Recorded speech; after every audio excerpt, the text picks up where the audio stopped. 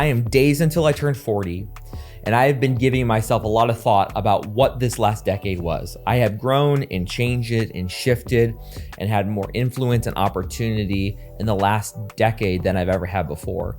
And now as I look towards 40, what do I want my life to be about? This is the Unleash Your Purpose podcast. I feel like I've had like a 2-year midlife crisis, and I finally am coming on the other side. I know exactly who I am and what I want to be. So here are some 8 things I have learned as I gear towards 40, and 8 things I have learned that I want to continue to bring into this next decade. Number 1 is I'm going to choose consistency over change. I think the sexy part of life is to change and the newness of everything. Like starting a new business for me was fun and sexy, and I loved the newness. A new opportunity, a new house, a new venture. I am entrepreneurial in my DNA, and I will always be attracted to the new things, but I'm honestly realizing that God honors faithfulness and consistency way more than he does the newness. There are times that their newness needs to happen, but God has placed me on this earth to raise up my family and to make an impact with them and to change my family tree, and then also to create a great business and ministry through Ohana. And that is my life. And I'm going to continue to choose consistency over newness. I used to think of myself as like a speedboat or a jet ski. I'm riding on a jet ski and you could turn through the water so quickly and change. And I had my kids on the back of the jet ski and my wife on the back of the jet ski just go left and right, and they're holding on for dear life. But now I got this huge family. I got 500 and something employees, 20s of millions of dollars a year that I have to steward and manage. This brings a level of responsibility that I can't be on a jet ski anymore. They got to be on like a pontoon boat. Our family got a pontoon boat, and it's like cruising, and it can pick up speed, but when it turns, it doesn't turn on a sharp, just on a dime. You have to give it time to go. And I think for my life in this next season, I need to be on a pontoon, not on a jet ski. So I'm gonna continue to pursue consistency. The first learning is consistency over change. The second thing I learned is that I'm going to embrace the mundane moments. What I mean by the mundane, I mean the boring moments. I love, like I was saying, love the new opportunities, and I love the exciting vacations and the sale of a company and the championship ring. And when my second grader, my son, who was an 8th grader, him and I coached my youngest son, or one of my youngest sons, who's in 2nd grade, we coached his soccer team. And winning the championship was a highlight for sure. But guess what was almost more impactful? Every single week, showing up at practice and watching my 13-year-old son learn and have confidence that he can lead kids. That is what is the highlight of my life. The mundane parts. It's the watching my son, who is 2 years old, learn to be able to bond and have an attachment with my wife in ways that he never has before because he was raised in a group home, where he grabs my hand every single day. He says, "Daddy, go feed fish." And he comes, grabs my hand, and we go feed our koi fish, and he loves it almost more than I do. I'm gonna embrace the mundane because those are the things. Number 3 is I'm going to prioritize my health. I've been into fitness for most of my life, and I'm pretty regimented with my eating and routine, but I know that this is a lifestyle thing, and it's not going to change. I'm gonna continue to work out 5 days a week. I'm gonna continue to prioritize my sleep. I got a text from a guy last night at 9:30. He says, "Hey, I'm sure you're still awake with all your kids." I'm like, "No, dude, I'm in bed. I'm early to bed, early to rise. I need my 7 hours. I would love 8 hours every single night because I'm sharper. My mind is clearer. It's for my mental health. I'm a better dad, and I need to be the best version of myself." I tell people, it's like, you're like a well, and I'm pouring water in a well. And I'm constantly, I pour water in the well, but then I gotta bucket out the water, and I'm giving the water to other people. So I'm giving it to my kids and my wife and my staff and my neighbors and people that I'm supporting and coaching. Once my well is dry, I am useless to everybody. So my workouts, my health, my spiritual life has to be filled up. So I need to fill my well and prioritize my health.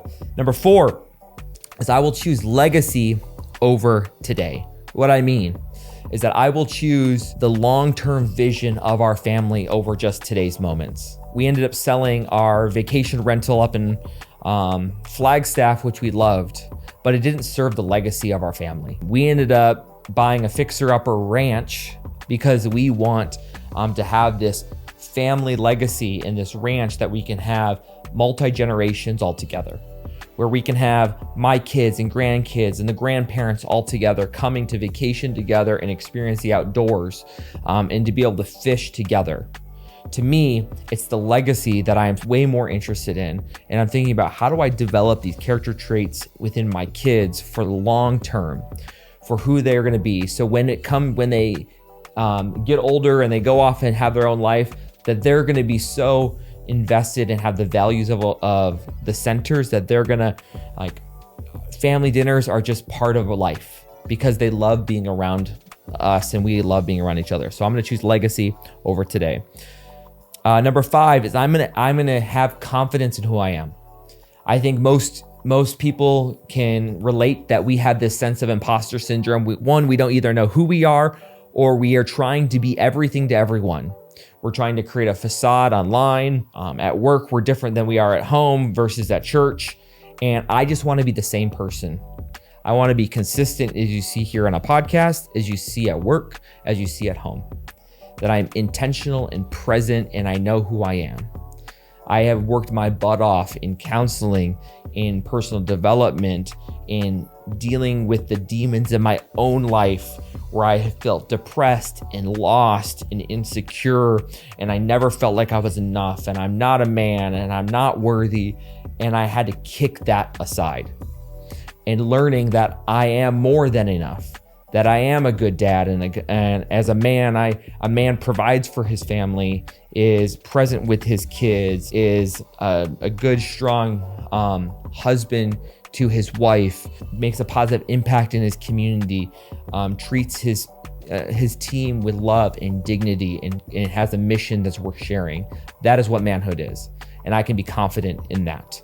So I'm gonna have confidence in who I am across the board. Number 6 is I'm going to be okay that goals can change.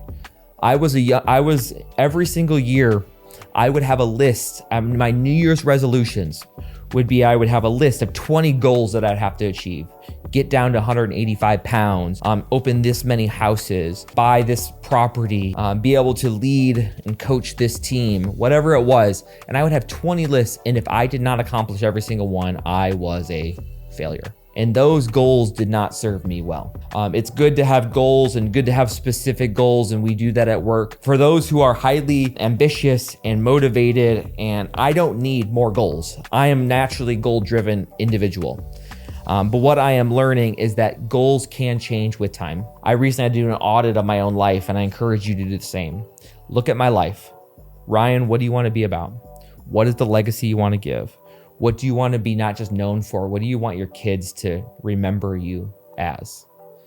And then when I have that vision, what am I doing today to get to that vision? So it was hard choices: selling a business, saying no to certain maybe relationships, being able to prioritize certain things versus others. And for me, those are hard things, but those are necessary things, because the goals that I have in my life have changed. In the last 5 years, people may have said, oh, wow, Ryan, you're much different than you were 5-10 years ago. Yeah, I hope so. If you are different than you are today, that is good. Because as long as you are moving forward and moving up to a better version of yourself, that is a win.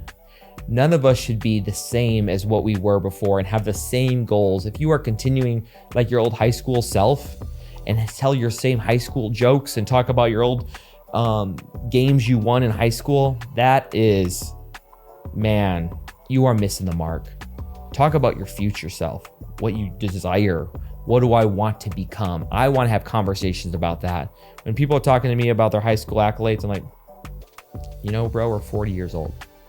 What have you done in the last 25 years? So I'm going to have understanding that goals can change. Number 7 is I'm going to lead by faith. I love Jesus with everything in me. He leads me and guides me in the directions that he has for my life. I am going to lead my company with that intentionality. I'm going to lead my family with that. One of my favorite moments is last week is I'm at a basketball game and I have one of my adopted sons who's been here for a year. He knew nothing about faith. He got baptized last summer. He never was really exposed to Christian faith, but I watched his faith just get ignited, and he is so excited about God. I go to the basketball game and they are going to do a prayer before the game.